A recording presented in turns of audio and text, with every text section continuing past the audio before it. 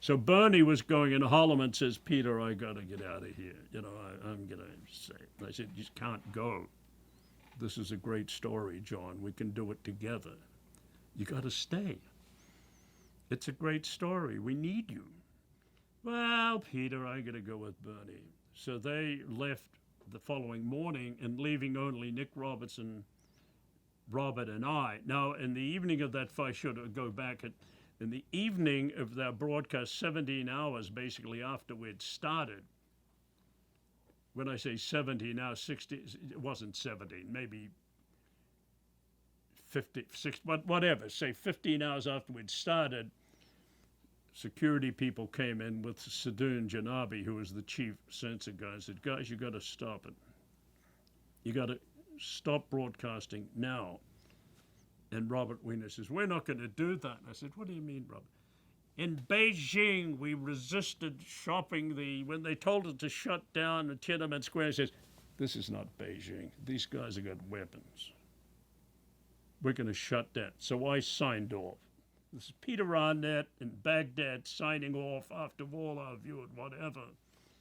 And Robert said, I guess you're right. Then the discussion became between Robert and Nick and I, what next? What facilities did we have? And we went over them, and there was a satellite phone. The 4-wire was down and clearly out. We had the satellite phone, and we had the portable Earth station, they called it, sitting in Amman, waiting for approval from the government.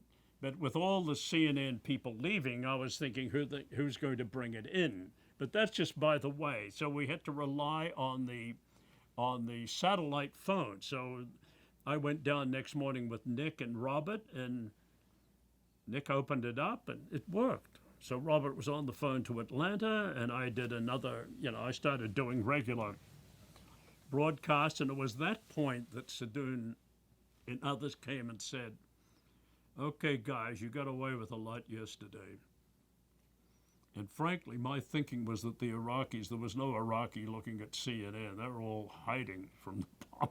There was no place in Baghdad, no military government target that was safe. And the U.S. had them all figured out in advance. I mean, so my sense was, and I didn't know it for sure, but Saddam and everyone else wasn't looking at CNN. Most of them couldn't read it, know English anyway. But those who did know English knew enough to go into hiding. But that's just by the way. But at this point, the second day of the war, they came and said, you got it. We're going to have conditions here, and they are that you have to script everything. And Sadoun said, I have to approve it. Sadoun, and I said, well, okay. Now this is where I have my little typewriter story come in. I'd arrived with a little portable Olivetti, and I carried everywhere because I needed it. And going to my places where I was going with my little crew, we didn't have computers or anything. But computers had arrived and in the CNN equipment from Atlanta, so Holloman and Bernie were using computers, and I pulled out people giggling, the old guy with the Olivetti, tap, tap, tap, tapping. I didn't care because I loved that Olivetti, and I was writing scripts right. That was fine with me, and I could just hand the paper to the editor. I didn't have to transfer it electronically or that stuff. But in the morning, no power, no computers. What do you use? You use a pen, or you have my little Olivetti. Boom, boom, boom, boom, boom, boom. So anyway, that was we were told censorship. So I started typing up stories, and every few hours, I'd give whatever I could pick up around. They let us go out and walk around town, and I wrote these very carefully worded stories, and Sadoun would say, well, okay, and I'd read them to Atlanta. But I was able to develop a system where I could get much more information out. So I would, the first one I let it go, and the anchor said, well, Peter, what about, I said, no questions. they're not. I'm not permitted to answer questions, right, Mr. Sadoun? Yes, yes, you must be honored. And the next one I did, I said, they asked me, they said, Peter, you're right there, can't you talk? And I said, look, I've told you I can't talk. And why can't I talk, Mr. Sadoun? Well, there are security issues here, and I'm responsible to see that there's no information leaves this hotel that I have personally affirmed that's not damaging to our security. And I said, well, what about the hotel? I mean, am I permitted to move freely around this place? Mr. Sadoun, you're standing over me now. I'm in the garden with this piece of equipment, but can I go? Will you open the bar with the Scheherazade bar? And he says, no, that's been destroyed. It was destroyed in an accidental missile hit. I think it was an accidental missile hit. So we chatted on, and I said, well, can I meet some of the many diplomats here? And what about all this is going on in the air? There's a lot of diplomats. I met an Egyptian diplomat yesterday. Can I talk to them? Well, you can talk to them, but I want to see what they tell you. Okay, because this guy told me that, talking about this, and he's got a problem with water. Well, that's all right. They can talk about no water. I know none of us have much water, but nothing security-wise. Fine, Mr. Sadoun. But half an hour later, Atlanta really had had enough of it anyway. But I told the whole story of the hotel, and every broadcast after that was basically half an hour long. And CNN was so excited that they would, because by then they're getting a lot of video that was being shipped by taxi that was taken by an Iraqi crew working for a video company out of Amman that CNN had a contract with. So they had a lot of video to play around Baghdad and damaged buildings and stuff to put over this commentary. So this was all going on, and the key was the satellite phone. I said, Nick and Robert, we've been here the second day, we're getting the third day. It's fine. It's okay.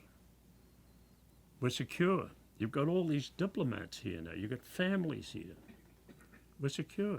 There's no reason that you need to go. We're all here together. We're all going to get famous here. Little did I know that Robert thought he was already famous, which in fact he sort of was, but and he wanted to make sure that he could, achieve success with that fame. Not that I've ever held it against him, but then I said, and then I made a pitch, and they said, and Nick said, look, they hit the Scheherazade bar early today, as you saw. I said, that wasn't a hit. There was a piece of missile fragment come through. He said, yeah, the next piece may come through me. And Robert said, Peter, we're going in the morning. And I said, it's more dangerous on that damn road, which the U.S. Air Force was hitting with strikes, believing that prominent Iraqis were fleeing. He said, it's more damn dangerous in a taxi cab than here. They said, no. So in the morning, about 6:30, just at daylight, we go down and say goodbye. And Robert made a comment I made a comment. I'd made a previous comment the previous day. Well, thank goodness most of the CNN people left because they were weeping, they were worried. And I said, they're all gone out of here. And he says, you sound like L. Haig in the White House when Reagan had his injuries taking over. I said, but anyway, and I tell you this. So they got in the cab, and I said, wish them best of luck. And I knew at that point that I knew enough about the satellite phone that Nick had showed me that I could use it, that the Iraqi officials, while officious, were being permissive about chatting away with Atlanta. They weren't dumb, right? They knew what it was all about. But as long as, and they sort of didn't mind humanizing the environment.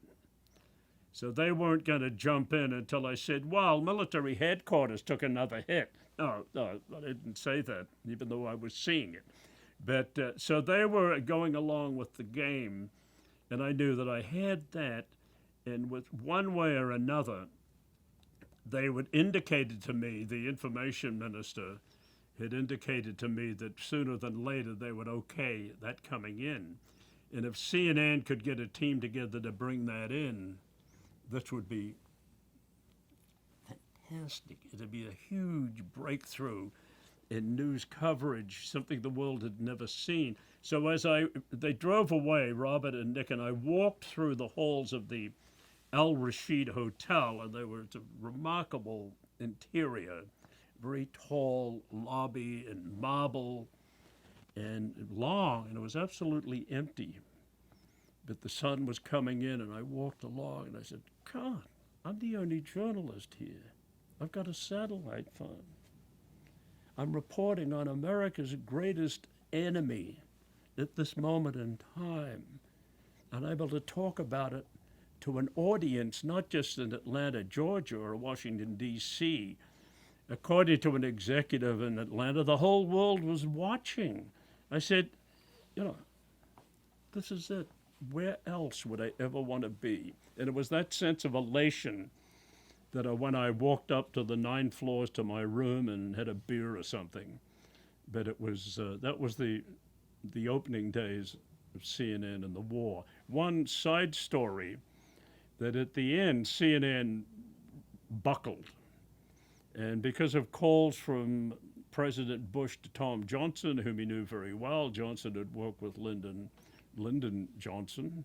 Tom was no relative of LBJ, but he'd worked with them closely.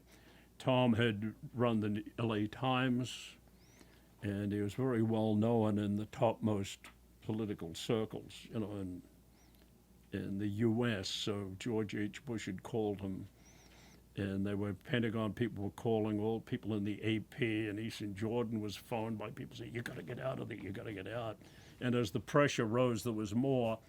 But Ted Turner intervened. And I heard later that maybe CNN had decided to pull the plug. Maybe. I never wanted to ask anyone, but that I'd heard that there was a statement prepared. But Ted had to okay it, and he just was furious. You're crazy. And at that point, and there was, Bernie was still there in Holloman, but the whole thing was starting to collapse. The plan that Ted called, and he talked to Bernie in Holloman. He talked to me, and he said, Peter, I know you want to stay, and I wish that I was here with you.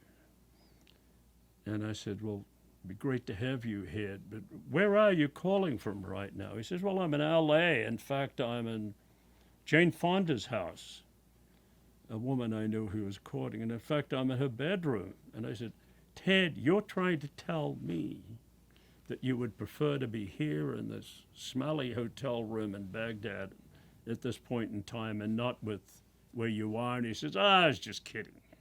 Best of luck. And that was the conversation with Ted.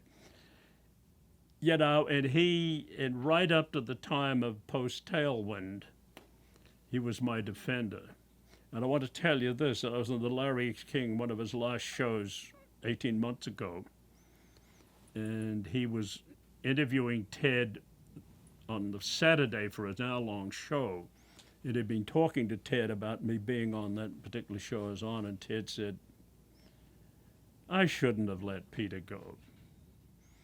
Well, it was nice of him to say it.